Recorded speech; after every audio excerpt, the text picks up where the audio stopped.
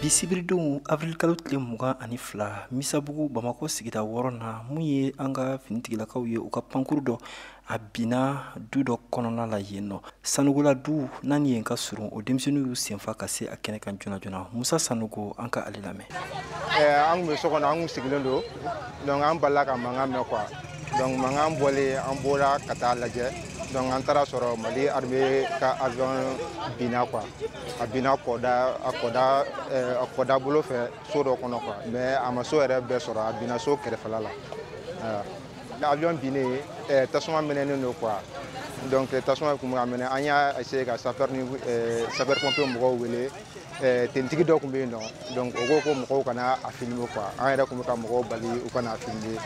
Ni pankuru yɛrɛ bɛ bin wagati min na Mamadu Sanogo ka fɔ la olu yɛrɛ tun bɛ ka kuma Sevare ko de kan sabula sɔgɔmada joona in na mun kɔni ye Sevare ye Bamaciw binna u kan ale fana ye mun ye ani a ye mun mɛn an ka o lamɛn Mamadu Sanogo. Sapeur pompier ni policiers donc olu kɔni nana donc maintenant ka essayer ka jama la mobiliser dɔɔni donc maintenant quelques avions n'o donc maintenant mɔgɔw man ka gɛrɛ cogo sugu dɔrɔn ka essayer ka mɔgɔw évacuer ka distance di ani avion ma parce que kɛlɛkɛminɛnw mun b'a kɔnɔ mɔgɔ t'a si dɔn surtout en civil an tɛ foyi dɔn a la.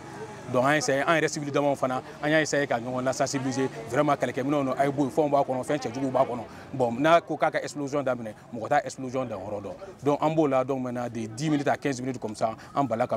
sisi commencera ka bɔ sisi fiman commencera ka bɔ sisi fiman commencera ka bɔ ka kɛ sisi fiman ka kɛ sisi fiman kulu ye après ka bɔ sisi fiman kulu la donc an bala ka ma ko bɔrɔw a ko buluw maintenant donc maintenant dɔw sera ka bin.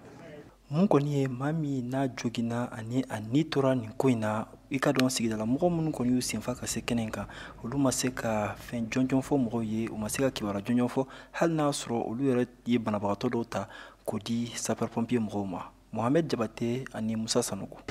Bilan provisoire an tɛ se ka fosi fɔ a la mais bɛɛ kɔni bolila k'i yɛrɛ ɲini. Bon avion kɔni hélico de combat de don a jiginna ka mɛn ka sɔrɔ a ma yɛrɛkɛ an kɔni bɛɛ bolila a tɔ bɛ information bolo sa n'an ye min mɛn an bɛ se k'o fɔ sinon tantɔ an tɛ se ka fɛn wɛrɛ fɔ a la. Bon avion kɔni crash la donc mɔgɔ ma to o la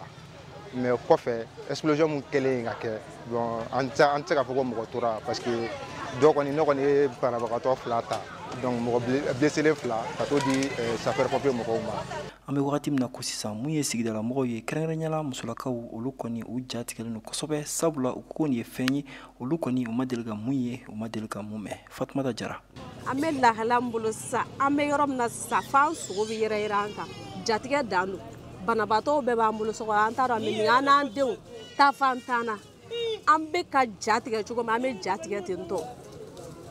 An yɛrɛ kɔni an ma se ka gɛrɛ pankuru binnen in na kosɛbɛ sabula an bɛ se kɛnɛ kan wagati min na o y'a sɔrɔ finitigilakaw kɔni u ye bɛɛ ma bɔ yɔrɔ in na u to kɛnɛ nɔ ka yɔrɔ lakori u bɛ ka fɛɛrɛ ɲini cogo min na u bɛ ni pankuru binnen k'ale ta ka bɔ nin yɔrɔ kɔfɔlen in na ka taa n'a ye. Mohamed Daɲoko VOA Banbara tɔgɔ la